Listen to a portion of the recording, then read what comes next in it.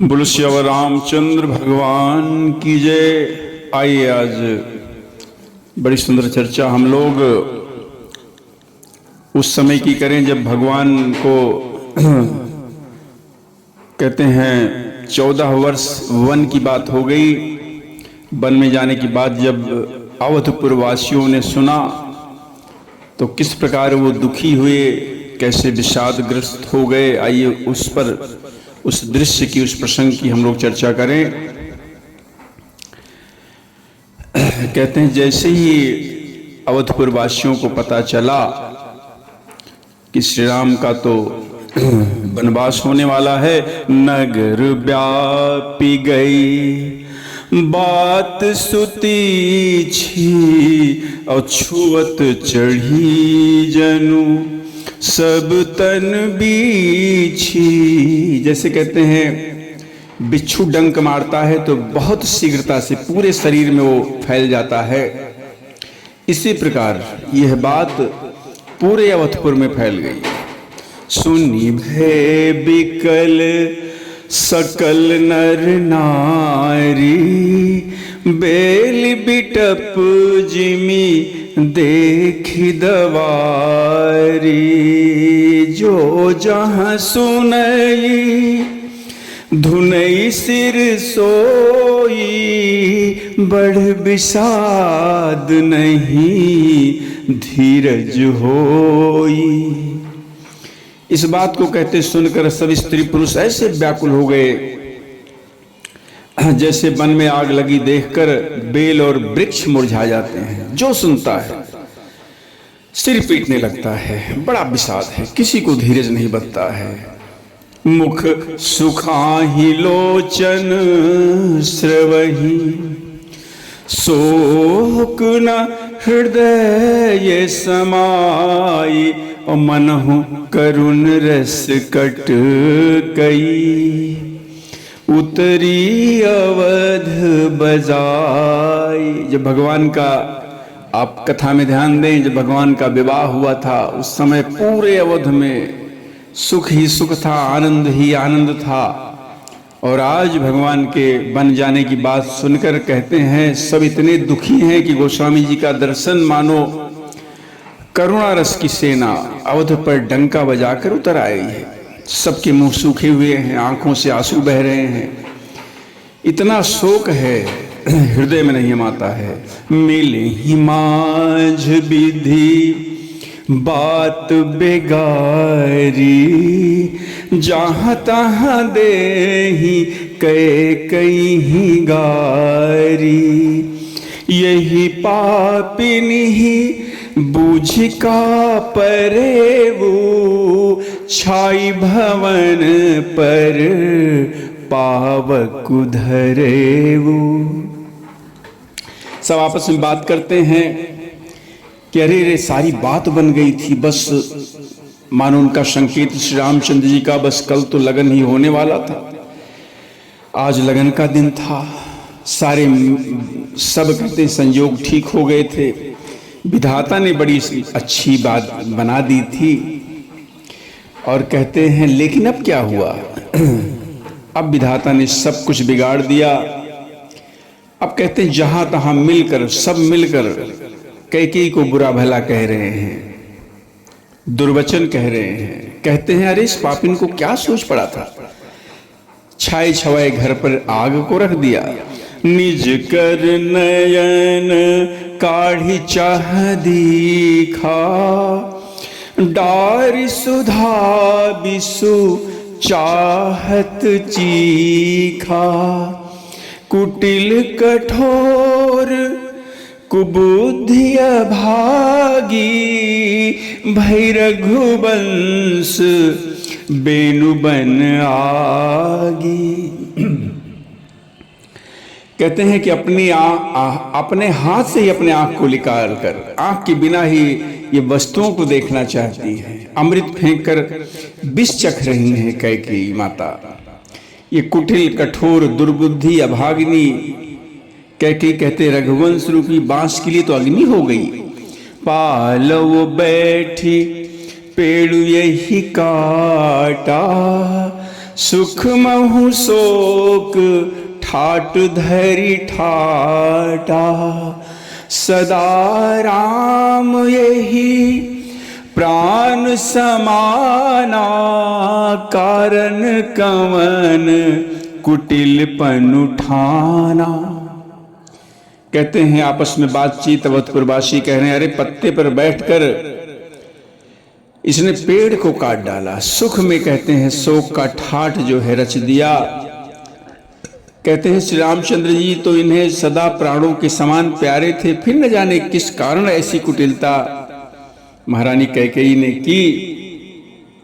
सत्य कहीं कभी नारी स्वभाव, सब विधि अगहूं अगाध दुराऊ, निज प्रतिबिंब बरुक गही जाई, जान न जाई नारी गति भाई। आपस में सब बात कर रहे हैं कि कहते कभी लोग तो सही बात कहते हैं, स्त्री का स्वभाव देखो पकड़ में आने योग्य नहीं है, बड़ा अथाह है, भेद भरा है, अपनी परछाई चाहे पकड़ में आ भी जाए लेकिन स्त्री की गति नहीं पकड़ी जाती है। काह न पावक जारी सक, और कान समुद्र समाई, और कान करे अबला प्रबल, के ही जग काल न खाई। सब लोग आपस में बात करके कहते हैं कि अरे क्या कौन सी ऐसी वस्तु है जिसे आग जला नहीं सकती है, कौन सी ऐसी वस्तु है जो समुद्र में समा नहीं सकता है। अबला कहलाने वाली स्त्री क्या नहीं कर सकती। जगत में काल कहते किसको नहीं खाता है। का सुनाई विधि का है सुनावा, का दिखाई चह का है दिखावा, एक कहीं भले भूप न कीन्हा, बर विचार नहीं कुमति ही दीन्हा। विधाता ने क्या सुनाकर और क्या सुना दिया, क्या दिखाकर अब विधाता क्या दिखाना चाहता है। कोई एक उसमें से कहता है कि राजा ने अच्छा नहीं किया, दुर्बुद्धि कैकेयी को विचार कर वर नहीं दिया। जो हठी भयउ सकल दुख भाजन, अबला भी बस ज्ञान गुण गाजन। एक धर्म परमित पहचाने, नृपहि दोष नहीं देहि सयाने। कहते हैं कि जो हट करके महारानी कैकेयी ने और कहते हैं स्वयं सब दुखों के पात्र हो गए। स्त्री के कहते हैं स्त्री के हठ की बात मानकर, और महाराज कहने का तात्पर्य बड़े दुखी हो गए। स्त्री के बस में होने के कारण मानो उनका ज्ञान और गुण सब जाता रहा। कहते कोई दूसरा कहता है जो मर्यादा की बात को जानता है, सयाना है, तो राजा को दोष नहीं लगाता है। मानो संकेत है कि महाराज दशरथ ने जब कोई वचन दिया है तो वचन को तो निभाएंगे भी ना, तो राजा तो अपने वचन से बंधे हुए हैं। शिव दिधीच हरिचंद कहानी, एक एक सन कहीं बखानी। एक भरत कर सम्मत कहीं, एक उदास भाई सुनी रही। सब लोग कहते हैं शिवी की, राजा दधीची की, राजा हरिश्चंद्र की कथा एक दूसरे से बखान कर कहते हैं कि उन्होंने कैसे अपने वचन के लिए प्राण को त्यागा। राजा हरिश्चंद्र ने वचन दिया, वचन के लिए स्वयं पूरे राज्य का त्याग कर दिया। कोई कहते इसमें भरत जी की सम्मति है, कोई एक कहते सुनकर उदासीन भाव से चुप रह जाते, कुछ नहीं बोलते। कान मूंद कर रद गही जीहा, एक कहीं ये है बात अलीहा, सुकृत जाहियस कहत तुम्हारे, राम भरत कहूँ प्राण प्यारे। कोई कहते हाथ से कान मूंद लेते हैं, जीभ को कहते दांतों तले दबाकर कहते नहीं, ये बात झूठ है, भरत का कोई हाथ नहीं। ऐसी बात कहने से तुम्हारे पुण्य नष्ट हो जाएंगे। भरत जी को तो कहते श्री रामचंद्र जी प्राणों के समान प्रिय है। चंदु चवे बर अनलकन सुधा होई बिस्तूल, और सपने हूँ कब हूँ न करहि किछु, भरत राम प्रतिकूल। चंद्रमा कहते चाहे शीतल किरणों की जगह आग बरसाने लगे, आग की चिंगारियां बरसाने लगे, अमृत चाहे विष के समान हो जाए, परंतु भरत जी कहते स्वप्न में भी कभी भी भगवान प्रभु श्री रामचंद्र जी के विरुद्ध तो कुछ कहेंगे ही नहीं। एक विधात ही दूषण देही, सुधा दिखाई दीन बिसुजेही, घर भर नगर सोच सब काहू, दुसह दाहुर मिटाव छाहू। कोई विधाता को दोष देते हैं, कहते जिसने अमृत दिखाकर फिर विष दे दिया, नगर भर में खलबली मच गई, सब किसी को सोच हो गया, हृदय में दुस्साह जलन हो गई, सबके सारा उत्साह मिट गया। और कहते हैं कि जो ब्राह्मणों की स्त्रियां हैं, कुल्ले की मान्यमान बड़ी बूढ़ी, प्रबधो कुल मान्य जठेरी, और जे प्रिय परम कैकई केरी, लगी देन सिख सील सराही, बचन बान सम लागई ताही। कहते हैं कि ब्राह्मणों की स्त्रियां कुल की माननीय जो बड़ी बूढ़ी हैं, कैकेयी की जो परम मित्र भी थीं, प्रिया थीं, कहते हैं कैकेयी महारानी की शील सराहना करके उनको शिक्षा दे रही है, लेकिन कहते हैं उनकी वचन जो है वो माता कैकेयी को बाण के समान लग रहे हैं। वे बड़ी बूढ़ी ब्राह्मणों की स्त्रियां कैकेयी माता को समझाकर कहती हैं कि भरत न मोहि प्रिय राम समाना, सदा कहूँ ये हुई सब जग जाना, करहु राम पर सहज स्नेहु, अब के अपराध आज बन देहु। वो कहती है तुम तो सदा कहती रहती थी कि श्री रामचंद्र के समान मुझको भरत भी प्यारा नहीं है, और इस तुम्हारी बात को सारा जगत जानता है। तुम तो श्री रामचंद्र जी पे स्वाभाविक स्नेह करती थी ना, आज किस अपराध से उनको बंद देती हो। कब हूं न किए हो सवतियारे सु, प्रीत प्रतीति जान सब देसु, कौशल्या अब काह बिगारा, तुम जे लागी वज्रपुर पारा। तुमने कभी सौतिया डाह नहीं किया, सारा देश जानता है, तुम्हारे प्रेम और विश्वास को जानता है। अब कौशल्या ने तुम्हारा कौन सा काम बिगाड़ दिया जिसके कारण तुमने सारे नगर पर वज्र डाल दिया। आगे वो लोग बड़ी सुंदर बात कहती हैं, सीय की पिए संग परी हरहि, लखन करी ही धाम, और आज की भूजब भरतपुर, नृप कीजिए बिन राम। कहते क्या सीता जी अपने पति श्री रामचंद्र जी का साथ छोड़ देंगी? लक्ष्मण जी क्या घर में रहेंगे? भरत जी क्या राज्य करेंगे? राजा बिना राम के क्या जीवित रहेंगे? इन बातों पर विचार तो करो। अस विचारि उर छाड़व को, ऐसा विचार कर कहते हैं क्रोध छोड़ दो।